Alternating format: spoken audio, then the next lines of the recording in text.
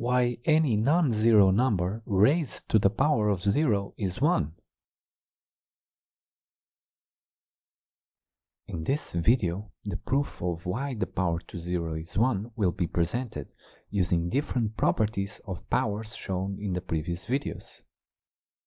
Let's analyze the following pattern, which contains 2 as the base of a power in which the exponent starting from 5 is continuously decreased by subtracting 1 unit until the negative exponent minus 5.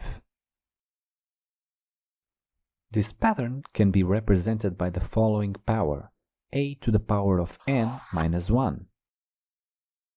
And by the property of the product of powers with the same base, we can separate this power into the product of a power to n times a power to minus 1.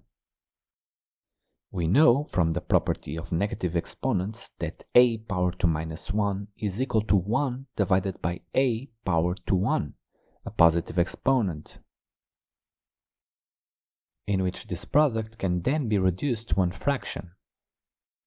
Now, if n is equal to 1, we will have a power to 1 dividing by a power to 1.